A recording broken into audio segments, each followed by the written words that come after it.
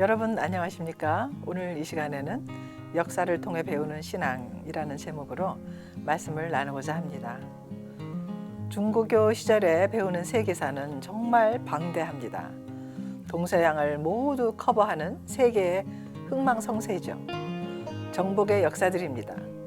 제 경험으로는 솔직히 시험을 치르기 위해 억지로 외웠던 역사라고 표현하는 것이 더 맞을 것 같습니다.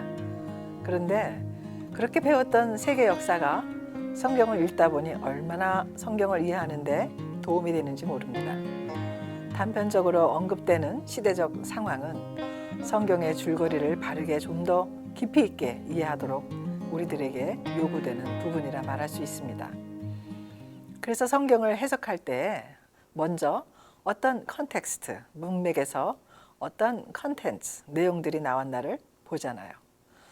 성경의 역사는 오늘날의 현대인들인 우리들에게 거울과 같습니다. 왜냐하면 인간의 삶의 모습이 다양하게 등장하고 표현되며 그 결과들을 말해주고 있기 때문이죠. 역사를 통해 배우지 못하는 사람은 역사의 실패를 계속 반복하게 되는 것입니다. 지혜로운 사람은 개미에게서도 배운다고 했는데 인류의 역사를 통해 하나님께서 우리들에게 말씀하시는 것을 깨닫는 것은 매우 중요합니다. 성경은 분명히 여러 번 강조하면서 반복되는 표현을 쓰고 있기에 그 중요성을 깨닫는 것은 그리 어렵지 않습니다. 구약 성경의 역사서인 열왕기 상하, 역대상하는 유다와 이스라엘의 여러 왕들의 이야기인데 한 왕이 죽은 후에 그 왕을 한마디로 표현하는 글이 계속 반복됩니다. 여호와 보시기에 악을 행하되 여로보암의 길로 행하였다라는 표현입니다. 곧 본받아야 할 것을 본받지 못하고 본받지 말아야 할 것을 따라감으로 인해 결국 심판의 대상이 되었다는 것을 말해주는 것입니다. 한 나라의 지도자가 잘못 선택하고 나라를 다스리게 되면 그 백성들이 모두 악에 물들고 심판을 당하게 되는 것을 오랜 이스라엘의 역사를 통해 우리는 확실히 깨달을 수 있습니다. 이렇게 성경에 나오는 역사는 우리에게 교훈을 줍니다. 우리가 의로운 사람으로 하나님의 뜻을 이루는 사람으로 살 것인지 아니면 우상 숭배하며 멸망을 초래하는 불의의 사람으로 여로보암의 길을 갈 것인지 선택하도록 제시하고 있는 것입니다.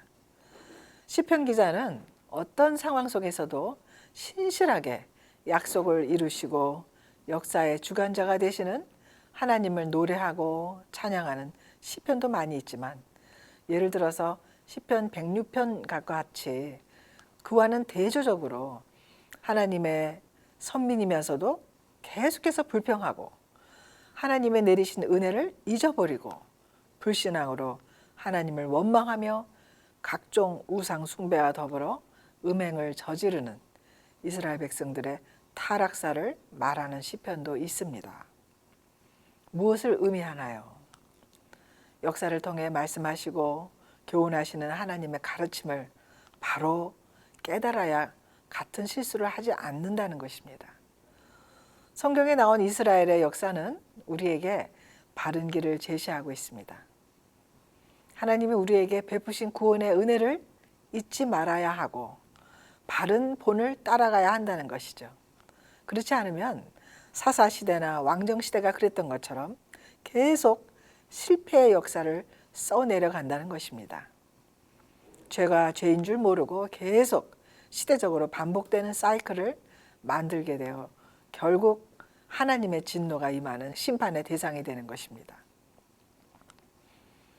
이스라엘 백성들이 엄청난 하나님의 기적을 체험한 백성임에도 불구하고 저들이 죄에 빠지게 된 원인은 이방 나라들과 섞여서 그들의 행위를 본받고 따라하거나 우상들을 같이 섬기게 되어 죄의 올무가 된 것입니다.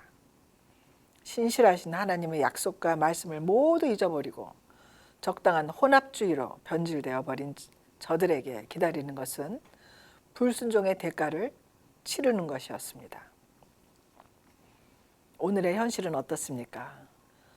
요즘의 대세는 창조의 질서를 무너뜨리고 하나님 중심이 아닌 개인 중심, 나 중심의 문화입니다. 내가 좋으면 오케이고 선왕의 기준이 무너져 있는 상태입니다. 죄라는 단어는 영어로 sin, S-I-N인데 S와 N 사이의 가운데 I가 자리 잡고 있죠. 오래전에 주일학교에서 아이들에게 죄라는 개념을 설교할 때 우리 마음에 예수님이 내 마음의 보좌에 앉아 있지 않고 내가 내 마음의 보좌에 앉아 있는 상태를 죄라고 설교했던 기억이 있습니다. 내가 하나님 자리에 앉게 되면 그것은 멸망의 길로 가게 되는 첩경이 됩니다. 하나님께서 베푸신 사랑과 은혜를 깨달은 사람은 절대로 내 마음의 보좌에 내가 아닌 하나님이 계셔야 합니다. 바야흐로 나를 극대화하는 이 시대에 교활한 우상 문화에 혼합되어지지 않도록 정신을 똑바로 차리고 말씀을 기억하여 그 말씀에 순종하는 우리 모두가 되어야 하겠습니다. 바라기는 우리들 모두가 역사를 통해 제대로 분별해내는 지혜를 배우고 참 신앙의 사람들이 모두 될 수 있기를 소망합니다.